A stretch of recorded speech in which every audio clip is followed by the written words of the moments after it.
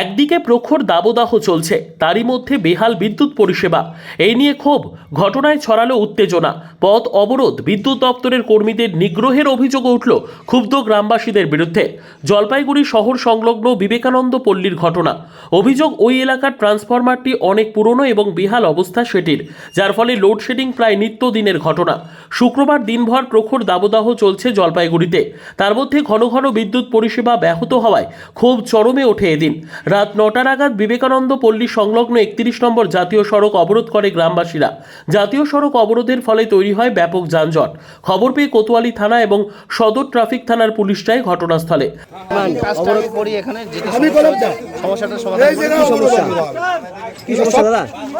Electric নিয়ে সমস্যা, এখানে লোডশেডিং চলছে। অবরোধ করেছে তো, অবরোধ চলছে, হাইরোড অবরোধ চলছে, হাইরোড অবরোধ চলছে, খুলে দেবে। এতক্ষণ ধরে অবরোধ, এত মানুষ যাতায়াতে অসুবিধা হচ্ছে, চরম দুর্ভোগে সব। কি করবেন দাদা এই মতো অবস্থা? দাদা কি করবেন? ইলেকট্রিসিটি বোর্ড এসছে, কাজ করছে, দেখেন ক্যামেরা আসে বিদ্যুৎ বন্টন দফতরের কর্মীরাও। সেই সময় স্থানীয় বাসিন্দাদের একাংশ তাদের নিগ্রহ করে বলে অভিযোগ। ঘটনার জেরে উত্তেজনা ছড়ায়, পুলিশ পরিস্থিতি নিয়ন্ত্রণ করে। যদিও স্থানীয় বাসিন্দারা নিগ্রহের অভিযোগ অস্বীকার করেছেন। বিদ্যুৎ বন্টন দফতরের কর্মীরা রাতভর কাজ করে বিদ্যুৎ পরিষেবা স্বাভাবিক করেন। আমাদের দাবিটা, আমাদের যে ট্রান্সফরমারটা আছে, এই ট্রান্সফরমারের যে ইয়েটা আছে ওটা চেঞ্জ করতে হবে।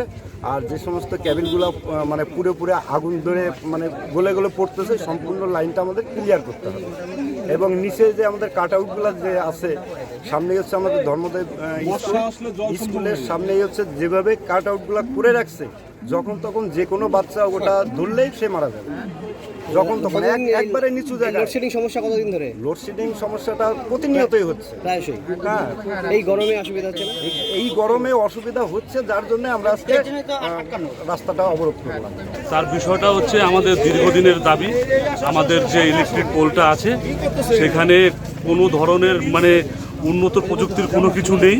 কোনো রকম করে যাচ্ছে তাইভাবে লাইটগুলো দিচ্ছে, আর দুদিন পর পর এরকম করে নষ্ট হচ্ছে। আমরা কমপ্লেন করে কিছু পাচ্ছি না। আজকেও ইলেকট্রিক ডিপার্টমেন্ট থেকে লোক এসে কোনো রকম করে জোড়াতালি দিয়ে কাজ করে চলে যাচ্ছে। আমরা বলেছি যে না, ঊর্ধ্বতন কর্তৃপক্ষ এসে সমস্ত বিষয়টুকু দেখুক, কী বিষয় আছে না আছে, তারপরে আপনারা কীভাবে কী করলে ভালো হয় তা করবেন। কিন্তু অফিসারের কাছ থেকে আমরা কোনো সদুত্তর পাইনি, যার জন্য আমরা বাধ্য হয়ে আমরা হাইরোড অবরোধ করেছি। আমরা চাইছি এই জিনিসটা ভালো মতো ঠিক মতো হোক, আমরা যাতে সঠিকভাবে সুস্থভাবে বাঁচতে পারি এবং গ্রামের মানুষ যাতে দুর্ঘটনা কবলিত না হয়।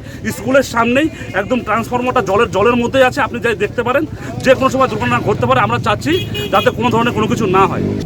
দুনিয়ার দাদা আমাদেরকে এই অবিচার ওই অবিচার, এর সঙ্গে কথা বলুন, ওর সঙ্গে কথা বলুন, আমাদের একের পর দাদা আমাদের খালি বাহানায় দেখা যাচ্ছে ইলেকট্রিক ডিপার্টমেন্ট।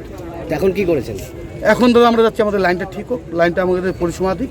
আমাদের কোনো এই ফোর লাইন আটকানো এটা আমাদের ব্যক্তিগত কোনো ইচ্ছা না। আর আমরা যেটা করছি এটা টোটাল গ্রামবাসী হিসাবেই আমরা এটা করছি।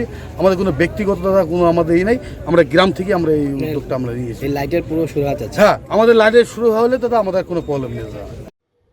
Bureau report, PB news. Dream life hospital, ঠিকানা বর্ধমান রাজ কলেজ মোড়। যে কোনো রকমের চিকিৎসার বিশ্বস্ত প্রতিষ্ঠান ড্রিম লাইফ হসপিটাল খুবই কম খরচে বিশ্বমানের চিকিৎসা প্রদান করে থাকে। উন্নত মানের ওয়ার্ড কেবিন, পরিষ্কার পরিচ্ছন্ন পরিবেশ দ্বারা সুসজ্জিত চিকিৎসা ব্যবস্থা ড্রিম লাইফ হসপিটালে। বিদেশি মেশিন দ্বারা আইসিইউ, অপারেশন থিয়েটার এবং প্যাথোলজি ল্যাব 24 ঘন্টায় নিয়োজিত। এছাড়াও স্বাস্থ্য সাথী কার্ডেও পরিষেবা প্রদান করা হয়। উন্নত মানের পরিষেবা প্রদান করার জন্য আমাদের ডাক্তারবাবু, মেডিকেল স্টাফ এবং সিস্টাররা সকলেই বদ্ধপরিকর। যোগাযোগ করুন 7319525110 অথবা 9734762221 এই নম্বরে।